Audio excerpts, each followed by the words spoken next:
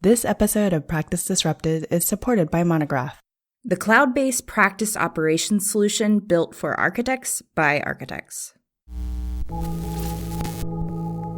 I'm Evelyn Lee. And I'm Janine Chastain. We're collaborating on curated conversations to explore how the industry is changing. Together, we'll find ways to create new solutions to current challenges while elevating the value of architects. Welcome to Practice Disrupted.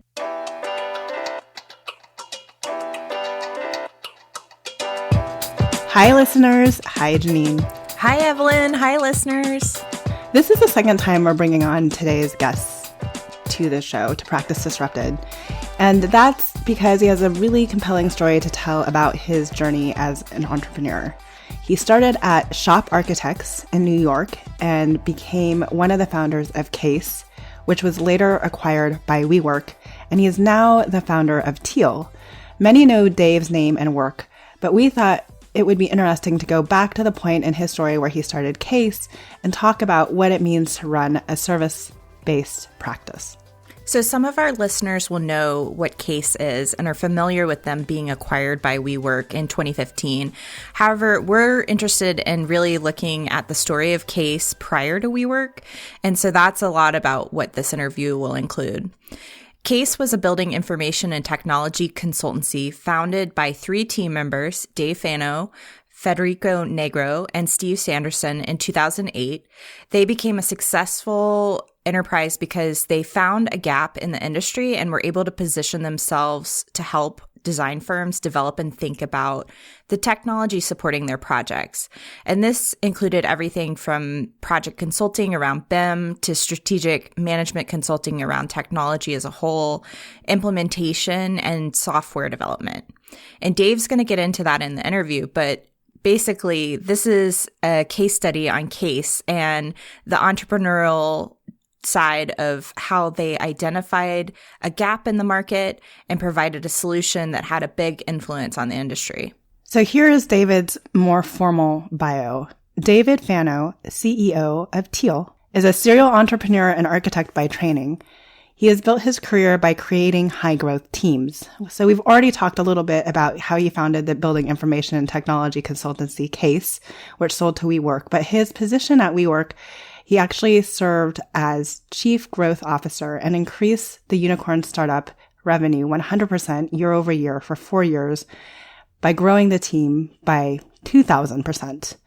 In 2020, Dave launched his latest passion, Teal, which offers a collection of resources that puts career development back in the hands of individuals so they can pursue a fulfilling career. Let's cut to the interview. Just because there's been so much growth on the podcast since we last talked to you, Dave, can you give us a brief introduction of who you are, and then we'll jump into what is ultimately a case study on Case. Well, thanks for having me. I'm Dave Fano. I'm trained as an architect. I like to throw in the trained because I'm not sure I'm allowed to say I'm an architect, but I went to school for a very long time to be an architect, 7 years. I did 4 years of undergrad and then 3 years of a graduate degree in architecture, and did the majority of my career in the building industry. Then sort of slowly but surely transitioned it into 1 foot in technology and 1 foot in industry. And now I'm the CEO and founder of what I would say is a pure tech company that's focused on careers, which is nothing that I'm formally educated in, but something that I'm entirely passionate about. And, try to help people think through the transitions that I made, because careers are non-winding, and, going from something like architecture because your parents tell you you're supposed to do that because it's a real job. And then figuring out that it's, my passion was building and not buildings. And so that's what I'm doing now. And a little bit about what I did sort of along the way is right after graduate school, I had a deep passion for technology and the built environment. And so I got to go work at a really incredible firm, Shop Architects, where I came in thinking I was going to get to do a lot of digital fabrication, found myself being the 3D visualization person, which I loved 3D visualization when it was my projects, not when it was someone else's project. So found myself moving rugs and Photoshop, and I didn't enjoy that. And then started to take on other cool things like BIM and Revit, and helped the firm lead their implementation. Met two really incredible people, Federico Negro and Steve Sanderson, who had been there doing a lot of the technology work. Mm-hmm. And this was at the time when BIM was really growing and catching hold in the industry. This was like 2007. Autodesk was making some big moves. They had just acquired Revit, and we saw kind of a demand in the market for companies wanting to implement this. And so we started the process of creating a company called Case. The sort of less known thing is that the real impetus was that we wanted to create a product company called Who by You that was going to be like the blue book for a digital blue book, not the Kelly blue book, but like the construction estimators blue book. But you know, that we can talk about that another time. That didn't end up doing as well, but this company Case did fairly well. And it was a consulting practice that helped companies in the building industry leverage technology. And then one of our big clients became WeWork when it wasn't so big. I think we all know who WeWork is now. We were acquired by WeWork 3 years after the beginning of that relationship. This was about 7 years into Case. And then I came in as an executive. Fed and Steve came in as very senior leaders in the company, and we oversaw a lot of the growth there on the physical side and on the sales and marketing side. And I was chief growth officer at WeWork for 4 years, and grew a pretty awesome team that got to do some really incredible things, like open, I don't know, like 2 million square feet of real estate a month. And that we built a totally vertically integrated team that did that with architects, engineers, construction managers, procurement people, and then also sales people, all within one roof, and launched the enterprise business, which tied to a lot of corporate real estate and things like that. And then I left in late April of 2019. And we had our second child. I did paternity leave for a while and decided to leave and start a new company. Yeah. So one of the reasons that I actually wanted to bring you on to Practice Disrupted to talk about running a service firm is because if we think about the business model of architecture practices, we are at a heart a service firm. And the interesting thing about Case is that you're working with a lot of architects, but you're also working with a lot of like architecturally adjacent companies. Outside of identifying the problem, what did you inherently know about like how you wanted to create a company? So there was a big like inflection point in the history of Case, which was when we decided to shut down Who by You. Because really the thing that we thought we'd all be doing in 12 to 18 months was Who by You full time. And Case was just kind of a temporary way for us to have complete control of our time and focus on this other thing. And so I would say there was a pre and post Who by You Case where we actually got super focused and were very deliberate about how to build that company and what it focused on. So I'd say like the first 2 years of Case, I don't remember how long they coexisted. Right. But it was much more reactionary.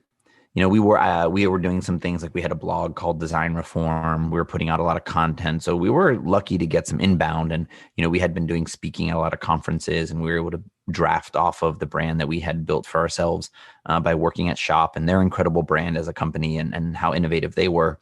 So we had a fair amount of enough, given how little we were, of like inbound work. And then also all of us taught at different schools. And so at the very beginning, it really was around like educating firms and selling training in a slightly different way. Mm-hmm. And then once we got deliberate about it, I'd say we started to have more thoughtful opinions on what we were building. Yeah, it was interesting to hear you say that you guys started thinking about building a product service firm and then unintentionally shifted into this service-driven firm. So when you started, what were the indicators that triggered the idea that you needed to shift towards service? So it was two totally different companies. We actually had two entities. One had investors and the other one was just us, sort of bootstrapping, and had clients. They had nothing to do with each other. I see. Literally, we each had two jobs. I had a primary focus on Who by You. Fed and Steve, if we were like 70-30, I was 70-30 Who by You, they were 70-30 Case. And, we kept trying, and eventually Who by You just didn't work. None of us had any experience building a consumer product company and a tech company at the time. It was very different to build a web-based tech company in 2007 than it is today. Yeah. And I could build a version of that company today with like 10 no code tools. Then we had to build everything from scratch and learn how to do that. And so it was a very different time. So, and now, that's just hard, and we didn't have the experience, and we were doing two things, so there's a lot of reasons for why that was tough. Then the thing that we naturally knew how to do and were sort of like more naturally more prone to success was the thing that we had deep expertise in, which was technology implementation for the building industry. We had done it before. We were recognized for our expertise. And so it was more so that we decided to shut Who By You down when we said, hey, this thing isn't there. We have enough money to pay back our investors, which was super important to us. We had tried a couple different things, and we said, this is a distraction. Let's just try to do one thing really well. I think there's a lesson to be learned just from the necessity to focus. There was a lot there. I mean, you can only, and I think architects, I saw this a lot, think like, we can do this. We can start a furniture line, or we can, license this other thing, or we can, because there's a lot of ideas in architecture firms. But to actually make a business is hard. And to have a lot of different, even within a single business, you could have different product lines. And so, trying to give myself advice here, because I generally struggle with focus, is, the more you can do one thing better, the higher likelihood that, the market will take to it, because you can, speak to one value prop. It's not general in the way that you speak about what you do. You have to be comfortable sort of constraining yourself and constraining your narrative about who you are, which I think none of us like doing, like speaking about ourselves in this very limited way. But having a belief that there is this more expansive future version. But if you don't do the short-term limited version, you're not going to enable yourself to do the long-term expansive version. So it's counterintuitive, but it's time and time again proven to be true that this is the best way to kind of build a business. I think it's a challenge that a lot of entrepreneurs struggle with. I mean, I know I've seen Evelyn and I, and even some of our friends, like it is hard when you first start out. You have a lot of ideas, and you have to like figure out which one's going to work. But what I hear in the story is more about experimentation and trying and testing different ideas. So I want to ask, when you guys first founded Case, what was the definition for success, and how did your incoming work define your services, or did you guys define what your services were in pursuit of work? It's a bit of both. So we started with our first contract ever was a consulting agreement with Autodesk. And we didn't go out, trying to do it. We had sort of built rapport with Autodesk and had professional relationships. And they needed a temporary, I think what they called like program manager or customer support manager for this new product called Newport that they were releasing, that focused on rendering, real-time rendering.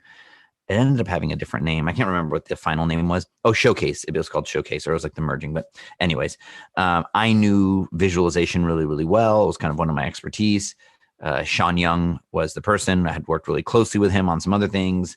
And so he asked me, he said, hey, you want to help me out? And it was really awesome. And it was a great sort of like initial lifeline for the company and jolt to get us going.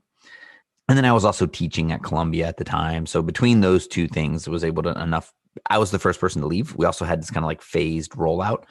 Part of what we were going through, which, kind of leads to some of the stuff I'm doing with Teal today, is just like the amount of concern and fear we had about resigning. And that we knew that it was the three of us, and like how we would leave the company. And if like we told the partners about one of us, that they would just like fire us all on the spot, which they were all really good human beings and they wouldn't have done that. But we sort of just like psyched ourselves out. And I think at the end of the day, probably didn't handle the situation as well as we could have, because clearly like we were thinking about how to do it. And then they were getting kind of like piecemeal information that like one of us quit. And then 2 months later, the next one quit. And then 2 months later, the next one quit, which, now putting on a business owner hat, I wouldn't have appreciated that. But, that's one of like the tricky things about employment and thinking about your career and just like the amount of uncertainty and fear that there is.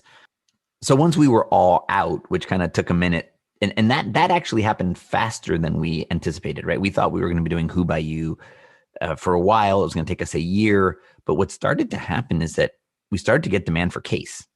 So the next contract, I believe, was with Grimshaw, Shane Berger was there, who's, been a thought leader in digital technology for the longest time, helping run smart geometry.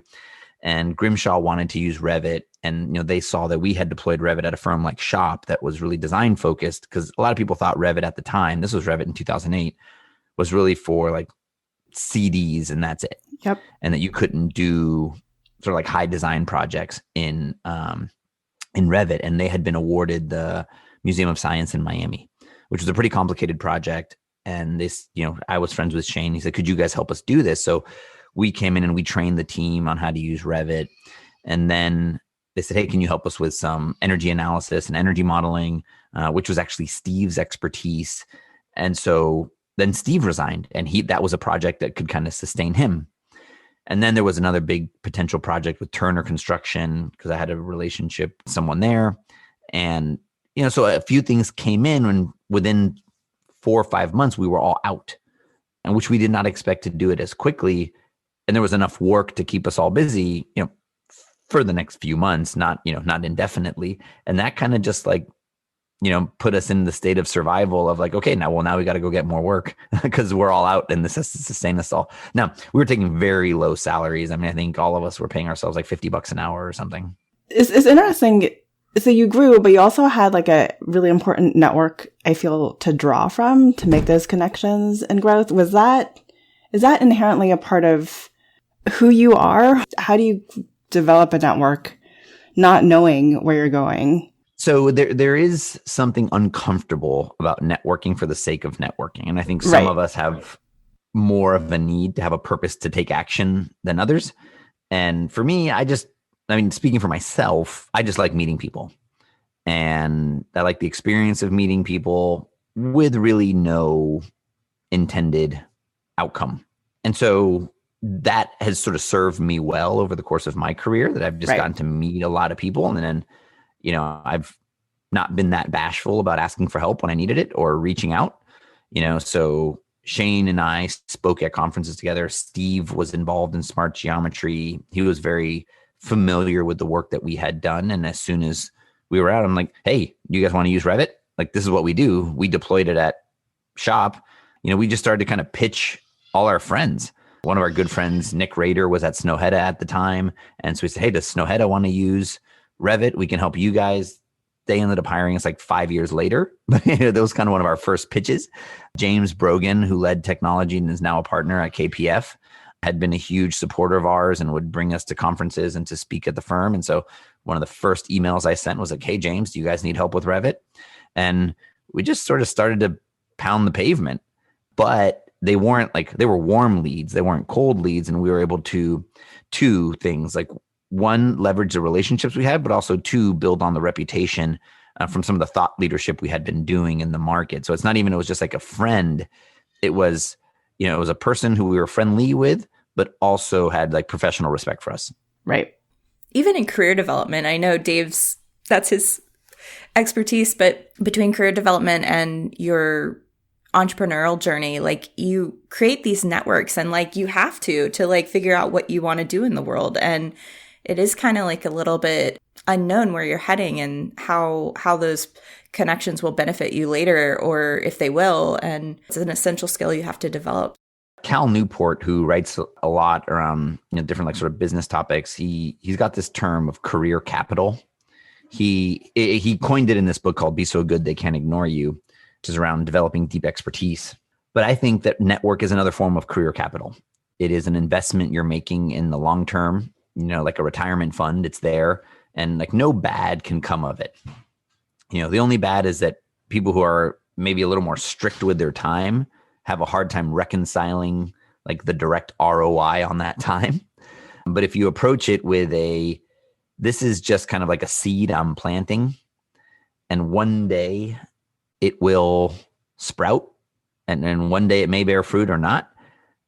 I subscribe more. There's another person whose name's Keith Ferrazzi, who wrote a book called Never Eat Alone. And he's like the prototypical networker. His point is like, why would you ever have a meal by yourself when that's like one of the best times to, break bread with someone and get to know each other? So the book's called Never Eat Alone. And that's just kind of the approach I've always taken to life is, if there's an opportunity to take a meeting, I say yes. there's an opportunity to get to know somebody, I say yes. Now I'm on the other end of that where I'm probably saying too much yes, and I'm needing to find focused work time. But I try to say more yeses than nos. So it sounds like Case grew pretty organically out of that network and out of just hitting the pavement and hustling. When did you start making very specific determinations about how you wanted to grow your company and the company culture within Case? So I would say that the moment that became more evident to us that mattered was the time we hired our first employee. Because the three of us could choose not to take a salary. The three of us, were kind of locked arms saying, we'll figure this out. We had already chosen to take the risk and, we'd figure that out. And we were very open about each of our sort of different needs to, family needs. I think I was like semi-single at the time, no kids. I think Fed might have had a kid on the way. Steve wasn't married yet, but with a longtime partner. So, we were fairly flexible. I think we were all in our 20s, late 20s. But once we had that first employee, it's like, okay, well, now we have an obligation to another human being. And we're making a commitment to a salary.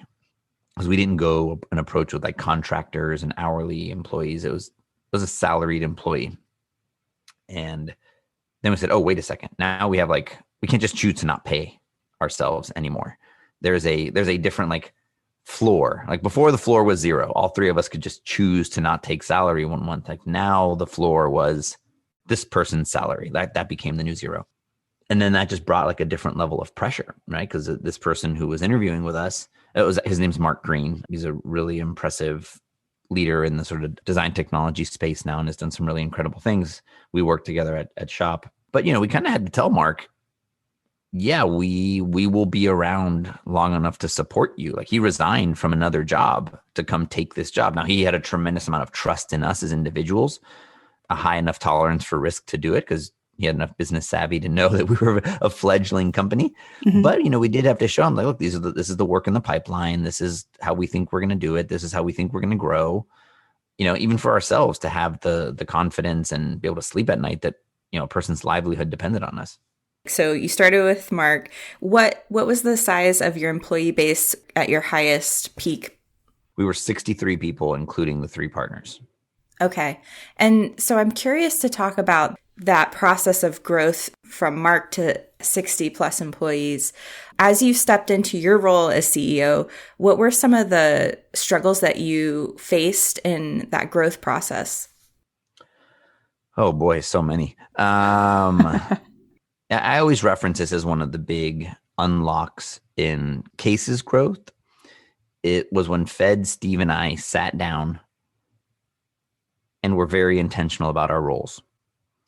Because of what we were doing and what I've seen a lot of small businesses do, especially when there's multiple partners, and even more so in architecture firms, is that everyone does everything. Yep. Right? Each partner is sending their invoices to their client. Each partner is doing the reviews of each of their own teams. Each partner is going out and landing their own business. And that's just really 3 people, 4 people sharing infrastructure, not actually operating as a cohesive unit. And we sat down and said, okay, where are each of us best suited to give the majority of our time?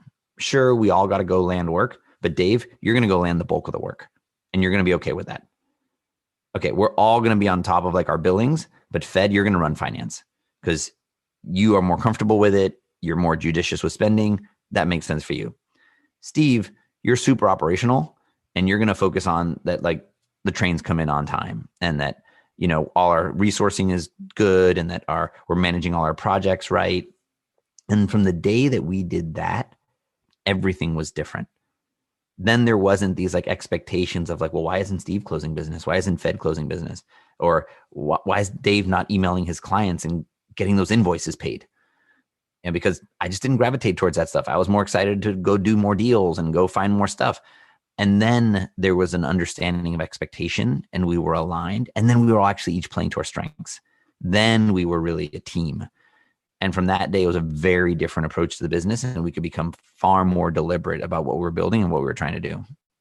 Yeah, that's a great point. I mean, I think we've talked about that idea before on the show about aligning to strengths, and it sounds like by identifying that and eliminating like the background noise, that like actually allows you guys to speed up and really engage in the strengths and the contributions you're able to add to the company. Yeah, it was a big deal. I mean, it was, and it sounds like not a big deal, but it's a hard conversation, and people dread having that conversation for two reasons. Either one, no one wants to admit that they're not good at any one part, because we sort of, especially in architecture, we kind of glamorize the rainmaker, deal maker. That's the partner. That's how people get promoted. They bring in business. That's part of how you grow. You got to be able to grow your own book of business. And some people just aren't well suited for that. And you see it, some firms will have that technical management design, trifecta, and the design ones are generally the ones that can sort of go do the pitch. And, they get paid in a different way. They're like the promotion track is different. They're valued in a different way. And, one thing that was always super important for us is that we were all equal. We had equal ownership of the company. We were paid equally, whether, one of us was getting business or what, but we were clear on what our contribution was, because I couldn't go sell if Fed and Steve weren't delivering the work, because we'd have no work to talk about. Right. And if I didn't go sell, there'd be no work to deliver. And we understood that. And we understood that that was a relationship. And then the more that each of us could focus, the better we could be at that thing. And overall, as a collective, we'd be better. That was a big one. Starting to segment our customer base was also really important. That was another time that, as we had like the next layers of accountability in the organization, was really important. So then we created, not knowing it was called this at the time, but a matrix organization, where we had our customer types, because we started serving architects. Mm-hmm. That was our first customer. That was our network. That's where we came from. Then we started to sort of hit some friction on architects as a customer base, given that they don't tend to have a lot of money to invest in like operational efficiency and like cost center type expenses. Yep. They want to build it, the industry in general wants to expense everything to the project, and that's hard. But we found enough of a way to do that. But it was getting tricky. And then we started to get a little bit of inbound from contractors. And then eventually we had owner operators. And that's where we saw like the highest potential for growth, because they benefited the most from a lot of this technological innovation. Unfortunately, the building industry is one that actually like monetizes inefficiency. It is a fiscal benefit for the vast majority of the infrastructure to be inefficient. Wow, I had never thought about it like that, but you're right. Very few people benefit from it being efficient, other than the owner. And even still, the owner can just mark it up in the costs. So like the customer at the end suffers or bears the full cost of that, which, for another day we can talk about as the main reason we wanted to be a part of WeWork, because we really felt we could serve the true user, maybe not the customer, but the user, which was the people that occupied the buildings. And so we said, let's go to the owner. It gets us a little bit closer, right? Architects don't really benefit from being more efficient, because if they can do the project in half the time, the client's not going to let them keep all that money, because essentially it's a bottoms up hours calculation. Yeah. And that's where there was so much aversion to Revit. And it's like, we don't want to be efficient. We don't want to cut the drawing set in half. We've spent 20 years trying to make it 500 pages so we can charge on a per page basis, So it was a tricky thing. So we started to work on the owners, and then we started to get clear on our offerings. Like, what did we do and how could we get specific around those? And we knew that broke into 4. Those evolved over time. We didn't have them all on day one, but the first one that we started with was what we called implementation, which was our training abilities, mm-hmm. and creating content on how to educate people on how to use technology. Then from that, people started asking us to just do stuff for them. It's like, look, you've proven you know how to do it. Can you just do it? So we created essentially like an outsourcing division, and we called it project consulting, where we would actually, we would do the BIM modeling, we would do the clash detection. Then from there, people said, okay, well, we get that you know how to do it and you can teach us, and we know that you can do it, but really we want you to come in and help us design our organization so that we can have technology really be pervasive. So that formed a strategy group, which was more like management consulting. And then finally, came about the request to like weave it all together through integration. And so we created our software development firm. And that coincided with the shutting down of Who By You and us essentially acquiring that group and bringing them onto Case. So now we had software development capabilities, and those were our 4 business units. So those were the 2 dimensions: our architecture, construction owners were our client types, and then our services were strategy, implementation, project consulting, and software development. And at that matrix, we would sort of think about very granularly where customers fell in, who was the right person. Each of us had accountability for one of the dimensions of that matrix. And it actually worked really, really well. Not sure how well it would have scaled once we got bigger, but for our size, it was actually really great.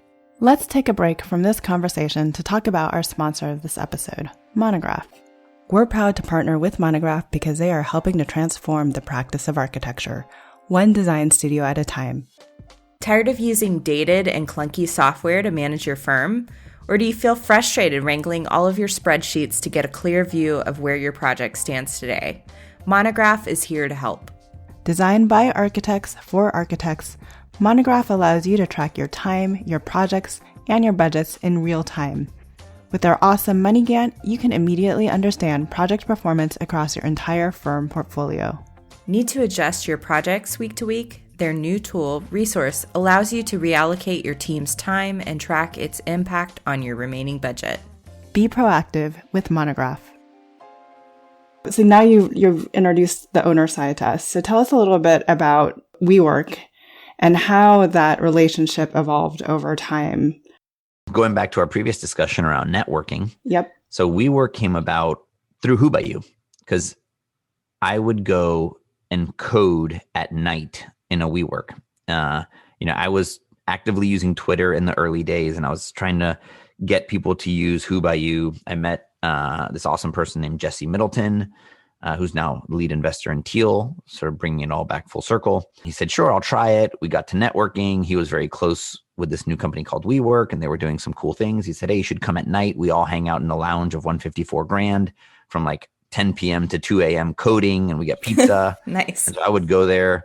I made friends with them. And then one of the people that was there was the first employee at WeWork, Kyle O'Keefe, who was Miguel's brother. And we would talk about Who By You, and, but he was building the WeWorks with his bare hands at the time. And every once in a while I would need to do a little bit of like Revit modeling at night. And he would see it and he would ask me questions. And then, fast forward a year or two, he said, hey, I know you're doing Who By You. And, we tried to actually get them to use it as a platform. But he said, we're kind of doing some building things. We think we're going to make a lot of buildings. We don't want to do it the same old way. One of the co-founders was Miguel, which was his brother, who's trained as an architect, and said, Miguel would really like to innovate on the space. Can you guys come in and tell us about Case? And I said, sure, that sounds great. And so we came in, we showed what was the potential with BIM and all the different kind of platforms we had built. And they said, okay, look, that's all great. Can you train us to do it? Because they did a lot of things in-house. And we said, sure, we think we can train you. Typically, like from the staff, there was a little bit of resistance because they had a ton of pressure and they didn't have time to learn something new. Met an executive there named Ronnie Bahar. And I said, Ronnie, I think we could do it for you. I think we could let's not waste the time training you. We'll take it on. Like we will do. Actually, what I pitched was for us to do all their CDs. Even though we weren't licensed architects, we could work with their licensed architects. We would take the design from their internal designers. We would model all the facilities. We would do it on a per square foot basis. So no time and materials, de-risked it for them completely, put the pressure on us to be efficient and gain margin out of what we could deliver it for so we could invest in automation. And that we would work with an architect who would actually review it and sign it and seal it and all that kind of stuff. So we were basically drafting. We took on a drafting contract and we did $1.50 a square foot. It's like, I can't get people to test fit at that rate anymore. Yeah. So, and then we lost money on the first few, but before we knew it, we were doing really well because we started to build a lot of automation. We started to build a bunch of code for ourselves to be able to do this. We built all the standards libraries, right? We didn't try to charge them a contract to make a standards library. I mean, eventually we did because they used one internally, but we did it just for ourselves because we structured a contract in a way that it motivated us to be efficient. Mm-hmm. And the more it was a fixed price and it was better for them. It was a good price relative to what they were getting in the market in the aggregate. And, I don't know, I think we must have done 20, 30 WeWorks in a span of like 6 months. Oh, wow. We were fast. We were really good at the tools. We didn't have to train anybody. We had then all the integrations with Navisworks, and we did this like very cool Jira integration to do clash detection testing. And what we were doing was kind of productizing our services all along the way and getting ourselves to a place where we could actually be quite profitable on a per project basis and not being worried about like T&M and billing per hour. And just, we de-risked it for them and took the risk on ourselves with, faith that we could do it well. And then knowing that if, they didn't want to put us out of business. So if it didn't work, we'd go back and renegotiate. Mm-hmm. So as this was growing, how did you and your team define success? Or was it ever on the roadmap to be acquired? No, actually quite the contrary. I would tell people all the time, service businesses don't get acquired. We have no intentions of being acquired. We don't want to be acquired. We had already shot down some acquisition discussions. I think like Autodesk never made a formal offer, but they'd kind of talked about it. We said, no, thanks. We just, we liked building what we were building. We liked the sort of impact that we were having. I think, in its kind of small niche case had established a pretty good brand at the time. People really thinking of us as innovation and trying new things in the building industry and kind of leading the charge. And so we never thought that was really a possibility.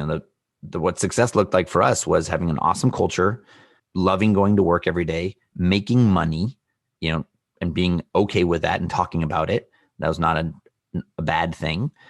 Being very confident and secure in what we were as a company, which focused on innovation and technology and didn't need to be a design firm or wasn't doing that as the bread and butter so that we could build a design firm, which a lot of people were doing at the time. They'd open up a CNC shop and take on fabrication work, but really with the intent of being a design firm. It's like, nope, this is what we do. We're comfortable doing this. We embrace it. We're happy about it. And just, making money and building an awesome business and not growing it too big. We had internal between Fed, Steve and I, we had sort of different beliefs. We had toyed with the idea of like doing like a head count cap. Some really cool companies had done that. So like, we will never be more than 100. Like that's it, to force us to start to say no to work or something like that. But then the WeWork situation came about. It was a really compelling opportunity, had the potential for future upside in the sense that, equity in a company that was pretty high growth. People like us didn't get hired by tech firms and didn't have a chance to get like equity in tech firms. And so that seemed pretty cool that there was this one little spot in the world where like our skill set was highly relevant. And we could kind of join the tech company type excitement that we really wanted, even with Who By You. So we did it, and we sort of put together a deal. We learned about selling a company, transitioning a team and onboarding a team via acquisition and all the complexities. And there's a lot of things I would have done very different there. But we got a very, very fast education in corporate mergers and acquisitions. What are kind of your biggest takeaways, knowing what you do know of the architecture industry? And I have got to say, even though you've been out of it so long, you still characterize it very well. It hasn't changed at all. Yeah, I think that has less to do with me and more to do with the fact it hasn't changed. Yes, exactly.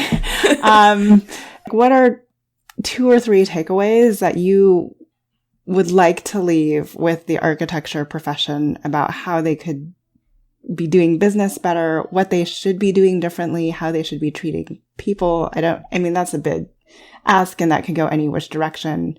I'd say focus on value and not production, right? And I think you see these high brand design firms able to do that. And so I don't want to trivialize it, but you pay for Frank Gehry, you paid for a Zaha building, you paid for Bjarke building. No one's asking them how many hours. I shouldn't say no one. They're big clients. I negotiated contracts with them at WeWork. They still have to justify their costs like every architect, but they have more to lean on because their value is beyond just pure production. And I think as an industry, and architects in particular, really need to elevate their value proposition beyond production and labor and work towards that. And it's really hard to do that in a highly, highly fragmented market like architecture, where firms will undercut each other, will do what they need to do to survive and get the work. And in past times when it's been attempted, there's class action lawsuits and things like that. So it's clearly hard to be able to do it, but we kind of have to flip the script. And then the other is to figure out a way to not anchor the value to bespokeness, right? Like bespokeness and uniqueness. I mean, so many of the times I talk to firms, like I remember I would sit down with friends and it's okay, what vertical do you guys want to be experts at? And I said, well, I want to make sure we do a museum next year. It's like, but you've never done a museum. It's like, yeah, I know. It's like, so why do you think you've earned the right to charge a lot to do a museum? It's like, well, no, but we want to do one. It's like, okay, well, then that's just going to perpetuate this problem where you're going to go do it at very little fees because you want to do a museum and because you're not comfortable going deep and being an expert. It's like, I don't want to be like a firm that just does hospitals. Like, why? Like, why is that an issue? What is it about just doing hospitals that makes your skin crawl so much? And I don't know if that's like baked into the education that we can do anything from designing a business card to a chair to a skyscraper. But you see the firms that are highly successful and profitable as they have deep specialization, deep specialization. Like people will pay top dollar to that firm that can build a highly efficient hospital. And that's it. That's all they do. And they embrace that they do that. And they love that they do that. And they're proud of the fact that they do that. But then you see these other firms, and you see this a lot with like small firms that have ambitions of being design firms. Is well, I want to do a museum, and I want to do a cultural work, and I want to do and I want to do a house. And so they can never develop expertise. So I would say embrace expertise. It is not a slight or an indictment of your inability or ability to design. And all you're really doing is pursuing like selfish motives, and you are falling more in line with being an artist than a business. And not that that's bad, but if you're going to be an artist, then be an artist. Don't pretend to be a business. It's interesting to hear you say that because I literally had this conversation with my client last week about recognizing their expertise. And I think it goes back to the very first thing that we talked about in this interview from your journey as an entrepreneur, which is this idea of focusing. So, maybe even as designers, it's hard to constrain ourselves, but I think there's true value in being able to constrain and focus. And to your point, what you said is practice getting better at that one thing that you do really well. And that's what allows you, to your point, to bill higher over time. Yeah, look, there's a reason there hasn't been, and I don't know this, maybe you guys can prove me wrong, but someone who's been to the All-Stars in multiple sports. You're either an all-star basketball player or you're an all-star baseball player. If you're an all-star basketball player and you try to be a baseball player, they put you in the minor leagues like Michael Jordan, right? Like it just requires practice. And time again, we've seen that deliberate practice is how you do it. You got to do something, you got to mess up at it, and that's how you get better. And you got to try to stretch yourself. And I think people trivialize the nuance and specificity that's required for each building typology, and that it's not just about the physics of making a building stand. And I think it's honestly an arrogance in the profession that I think is really unfortunate, to think that these things that are highly unique products that have to serve a very particular use case can just all be done by anybody with little to no experience in that particular craft. And they can just say, well, I can just do buildings. Well, that's just saying I can just make products. It's electronic, baby product. I can make all of it. It's like, that's just not true. They serve a very different function and a very, very different need. And so if there's more of this like product centric approach to it, then they could actually standardize, right? To my point on bespokeness, they can create libraries. Standards projects in firms are always fought. Always. Nobody wants standards because they feel like they're being reduced to cookie cutter, and like you're taking away my ability to be creative because I should rethink the title block every project. It's like, and that's an extreme example, obviously, right? But those things actually allow you to do more. But it's this like fear of being processified or, sort of taken out. And so too many of the times people I think are biased in job security and not actually what's better for the long-term livelihood of the firm. And like as an industry, we got to get past that, or like the market will take care of it. And right now, unfortunately, I think the market's beginning to take care of it because other, even technology engineers and industries are seeing the holes. That's what we're seeing, right? And you see that's why prop tech is really taking off. And people have finally woken up to this multi-trillion-dollar industry that is full of waste. Vertically integrating is getting easier than ever. And the biggest constraint to innovation in this space was capital. And there's more capital in the world than ever. And so people see real estate as an opportunity to disrupt. The amount of people on the planet's not shrinking. and the amount of space continues to be constrained. So that's going to bring economic innovation, and it's going to bring technological innovation. And that's what we've seen it time and time again. What goes is labor. And so the architecture industry in particular has got to be very, very careful about the next 10 years. So at the beginning of the conversation, I was a little bit thrown off because I don't know about you, Janine, but I didn't know anything about Who by You prior to jumping on that call with Dave. Yeah, that was the first time I had heard about it, but it was very interesting to hear kind of the background that even came before case. Yeah, I think there's actually a really interesting case study about Who by You and the decision to kind of focus at one point and really move beyond Who by You to case. And the moral of the story, I think, if we were to pluck anything out of that moment in time, is that, you know, you have to be willing to pivot towards what is working, even if what is working wasn't ultimately your goal in the first place. That's true. And I think it's a lesson that a lot of entrepreneurs kind of learn. And I can even say that from myself, like when I started, I like had, you know, so many ideas of things that I wanted to focus on. And as I've gotten further in this journey, I realized like you do have to narrow down, because the only way that you can get better at what you're doing is if you, like Dave said, you really practice and focus in on that one area that you're really looking to amplify. But I really think the other interesting story about Dave is kind of his notion of not necessarily networking, but developing relationships and kind of like the rising tides raise all ships mentality, that anyone who you meet at any time can have a greater influence on where you're headed next. And I think that's been true of kind of all of those Who by You clients, that are all of those introductions that were made by Who by You, but then actually translated into business at Case. I also thought it was interesting, this idea about, is the industry more profitable? They basically, is the industry monetizing off of the inefficiencies that have been created within the way we do things? That was kind of like an aha moment for me, at least. Like, I had never thought about it that way. I just think the systems to motivate people aren't necessarily in place based on how we bill. So I guess the bigger question is, can we, instead of getting paid by the hour and using that to develop our overall fee, like, is there other ways that we can value the services that we're delivering in a way that it actually brings greater profit margins while we keep producing greater efficiencies for how we deliver?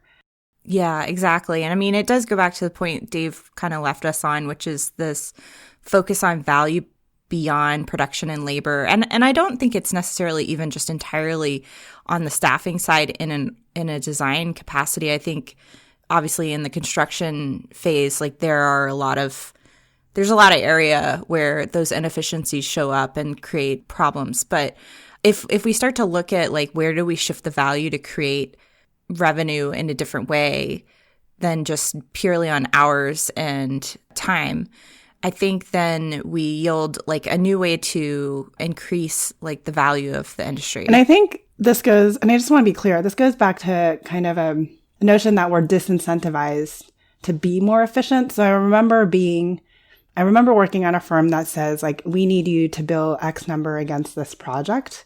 It didn't matter how efficient I was, but I was essentially disincentivized to be more efficient on that project because they needed me to bill X numbers too.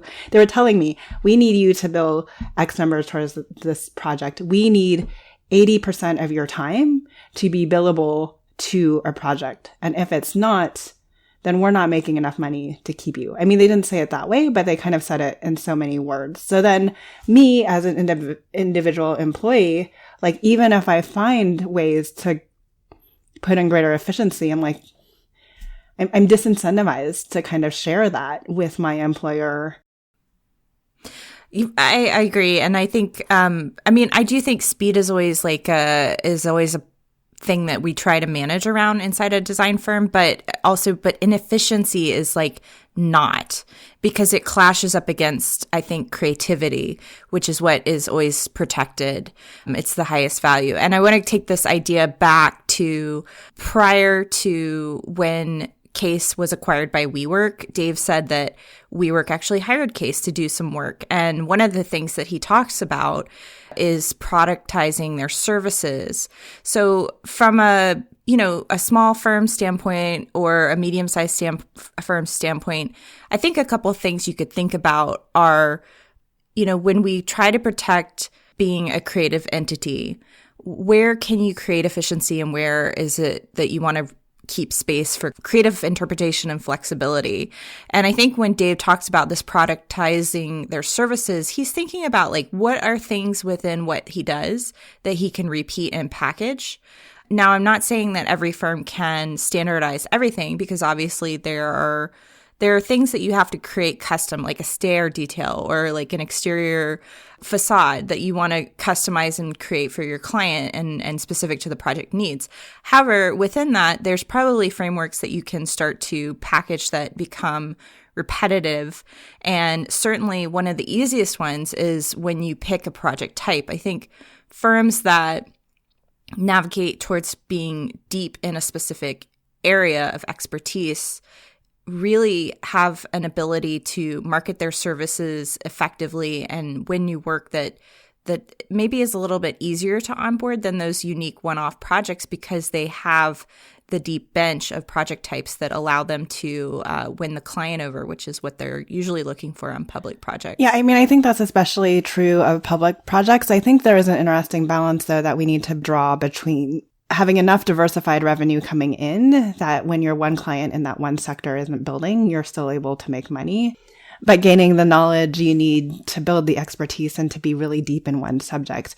One thing that really rang true to me was not only their focus on kind of a greater subject matter, but like that moment where they each had to figure out what their strengths were and act collectively in partnership, to decide who's going to be in charge of the numbers, who's going to be in charge of business development, and who's going to be in charge of getting the work done. So many even medium-sized firms that I know have these silos by market.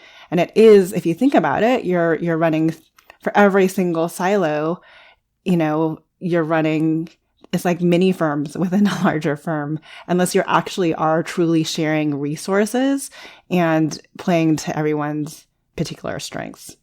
Yeah, and I've definitely seen this work really well in a small to medium-sized firm where the partners each took kind of one piece of the pie. There was like the principal in charge of HR, the principal in charge of finance, and the principal in charge of marketing. And again, I think this big idea that we hope everybody will start to think about, and maybe it's hard to adopt right out of the gate, but really thinking about what value can I create for my client beyond just production and labor, like hours on a timesheet that I bill my client. If you started to shift that in a different direction, where would you shift it? Second, he talks about really embracing this deep specialization. And I know I've heard a lot of architects, they want this opportunity to be generalists so that they can pivot into new market sectors when they want to take on a new project type. However, there is so much value that you leave on the table when you don't recognize, like, for instance, my client, he told me again after I had this conversation with Dave that he didn't see his expertise. And after I had kind of pointed it out to him, it was interesting because he did start to win all of this work around the specific market sector that he hadn't really thought about being a deep expert on. But once those doors open, for him, it was like a really insightful moment that he can position himself there and not have to compete for work because clients in the industry already know he is the expert in this area, which is a huge benefit for him. And then number 3, I think we kind of wandered off at the end of that conversation, but I would say I'll bring it back to this idea about just really focusing on what you want to get better at. Like the more you focus, the more you constrain as an entrepreneur, as a designer, as anyone trying to get better at something, the better that you'll get with more practice. And that is such a universal truth. I really do think that constraint is a magical thing. I think those are 3 wonderful things to land on. If I can add one more thing to that, it's just being nimble about the expectations that you set for your business, right? There was multiple times where, they set out to do Who by You and they ended up focusing and really going to case when they made the realization, like that's where the actual business stands. Several times Dave said throughout his career at Case, there's no way that they're going to get acquired. It ended up happening. And Dave finally pivoted into the new space in Teal, which he probably had no idea he would land in when he was thinking about Who by You, way back at his years in shop. So being nimble and open to the possibilities and kind of letting those things happen organically as they come to you and not so stringent that like, oh, I'm never going to sell. Because obviously he would have missed out on a huge opportunity if he and his founders weren't able to change their mindset with where they're headed. And on that note, thank you for listening and tune in next week. Thank you again to our podcast partner, Monograph. Learn how Monograph can help you take control of your firm's financial health. Follow the link in our show notes or visit practiceofarchitecture.com/monograph so that Monograph knows that you heard about them from us. Thanks for joining us on Practice Disrupted, a podcast by Practice of Architecture. Visit us at practiceofarchitecture.com to find out more about future episodes and the changing nature of practice. We have several ways you can get involved with our growing community. Find us on social media at Practice of Arc. You can also become a member of the POA Lab or join us on Patreon.